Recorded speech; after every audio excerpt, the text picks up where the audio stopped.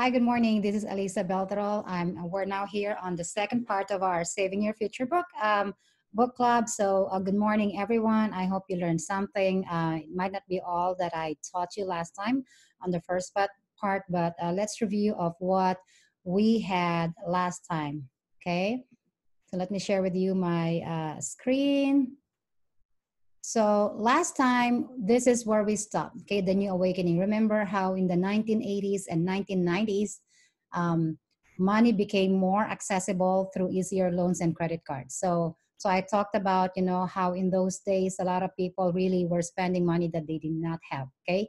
So consumer debt soared, and that's why a lot of people had to file for bankruptcy, okay? So we stopped there last time. So for today, for our part two, this is what we're going to be discussing. The first thing that I want to talk about is, after that 1980s, 1990s, where credit cards soared and a lot of people were in debt, a lot of people did not have any self-security because they were all about spending, spending, spending. So let's talk about securing ourselves. The traditional pillars of retirement are now in doubt. So personal savings, 38 million Americans are currently living paycheck to paycheck. You see a lot of people like this, okay? But you still see them spending money even if they're living paycheck to paycheck. Canada is not doing better. 30% of Canadians can't handle more than $500 of unexpected expenses without going into debt. And an additional 28% cannot handle more than $2,000, okay? This is true also in America. If you ask an ordinary person, okay, if they have $200 to spend for emergency fund, they don't. They always use their credit card. And so that is just sad. Okay, so this is the three pillars of retirement. As you can see, personal savings, okay, a lot of people don't have that anymore. So then their plan for retirement is really very vague, okay?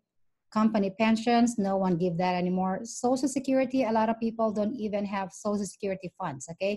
And also, in 2031, the Social Security funds will be depleted. That means, okay, people will not have the enough money to sustain their retirement, okay? So that means we need to be adding more supplemental funds for our retirement because Social Security will not be enough. So company pensions, the good old days of pensions are now disappearing in North America. In the US, companies now offer 401ks and few match contributions. In Canada, companies have been moving away from defined benefit plans that provide a known retirement amount to defined contribution plans that leave the investment risk with the worker. Okay, so government programs, Social Security and Canada Pension Plan. In the 1940s, for every retiree, there were over 40 American workers contributing to Social Security. Today, this number has shrunk to roughly 3 per retiree, okay? So this imbalance will put increasing pressure on the government's ability to sustain Social Security and provide benefits to seniors who are living longer and require more support. In Canada, there are similar pressures on Canada Pension Plan, caused by an aging population that is living longer. As of January 2015, if you were to qualify for the maximum monthly retirement pension at age 65, it would be $1,065 per month. Is this enough to provide you with the secure retirement that you desire? Okay, more than ever, people need to change their thinking from Social Security to self-security. You must fund your own retirement. You can't depend on unions, your employer, or the government. You must take charge of your financial future and develop new financial habits. Okay, so we work because we want to make money. Okay, so making that money, you gotta have to save some of that money, and then saving. Okay, you gotta know where to put your money so that it can grow. And then after that, since you have that money, you gotta protect it. Okay, what does that mean? Protect your money in case of illness. In case of emergencies, in case you pass away. Okay, so you got to protect that money. So there are things that you need to do, not just grow the money, but you got to protect that, okay, to save your assets. So financial concepts and solutions may not be the most exciting subject, but with discipline and patience, with discipline and patience, okay, you can learn and understand the fundamentals, and you can build a good financial foundation. So remember, financial independence is not a dream, it is a priority. Take control of your future. Okay, let's talk about the financial foundation. So here, okay, like building a house, you should start with a solid financial foundation and build it from the ground up. As you can see, this house here, the most important part is protection, and then debt management, and then emergency fund, and then investment, okay? So first, you should have proper protection in the event of disability, health problems, or premature death. You should reduce your liability and get out of debt. You should set aside 3 to 6 months of your income to deal with sudden changes in your job or business, or to pay for unforeseen accidents or repairs. And you should save and invest for the long run. All these tasks should be done as soon as possible, because you know what?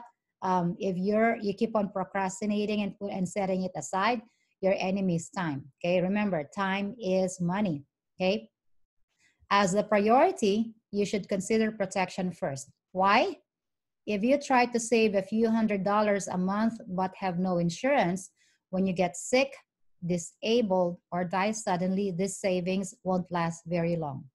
Okay, and that's been happening. I've seen it every time. Okay, likewise, if you have an emergency but your money is tied up in some investment, how would you deal with sudden unexpected expenses? You may have to get into more debt. Okay, like for example, you have 401k, you can't even touch that without getting fees and penalty, right? You cannot withdraw the money, it's not liquid. Okay, a strong foundation will build a sturdier, more enduring financial house. Otherwise, it won't remain standing when the storms, tornadoes, and earthquakes strike. Thus, the 4 financial foundation layers will build solid ground for your financial future. Okay, I hope that really resonated in your mind, in your brain. Okay, you gotta follow the 4 you know, uh, follow this ladder in your financial house. You got to protect yourself first, and then get out of debt, and then build your emergency fund, and then save for the future. Okay. So now let's talk about understanding how money works. Okay. So before you can build your wealth, you got to know your formula, right? In everything that you do, there has to be a formula. Like for example, you know, when you bake a cake, okay, you got to know the formula or the recipe on how to bake that cake, or else if you don't follow the recipe or the formula, then your cake will turn out really not tasting good. Okay, it's gonna be a mess. So the same thing with our wealth. You got to know the formula. So money doesn't grow on trees. You must work for it. If you want to build wealth, there is a formula for you to build on. So money, your money plus the time, plus or minus the rate of return, minus the inflation, minus tax, that is your wealth. Okay? So this is how you calculate wealth, and rich people know this. Okay? Let's talk about money. So where is the money? A good number of people always seem to have money problems. Most of the time, they're short on funds. So Warren Buffett advises, don't save what is left after spending, spend what is left after saving. And a lot of people do the opposite. Most people do, you know, they spend, then after that, they don't have money to save, okay? So change mindset, okay? You gotta save first, and then what is left, that's the one you spend, okay? So pay yourself first. Set aside 5 to 10% of your income to save for the future. If possible, save 15% or more. Treat it like a bill that you must pay, and pay it first. That's your family financial bill. Doesn't it make sense to pay your family first before paying other people's bills? Your cable TV is not more important than your family's financial well-being. So buy only what you need. Spending money is a way of life for many people. Shopping becomes a habit. It can become an addiction. Finding bargains and buying on sale items don't always mean that you're saving. It could be that you're buying things you don't necessarily need. Know the difference between what you really need and what you really want. When a person says they need new shoes, is it truly essential or simply a desire? How many people intend to buy a Toyota but drive home with a Lexus? Okay, so there's no such thing as getting rich very fast. Okay, only maybe if you win the lotto or win a casino, right? But that money is not gonna last forever because you were able to get it fast. So small changes, big money. Okay, spending is a habit, so is saving. What if you could make small changes to your spending habits and start saving $10 a day? That's only like 2 Starbucks, right? That's $300 per month. So imagine if you save $300 a month at 8% in 30 years, that's almost $500,000.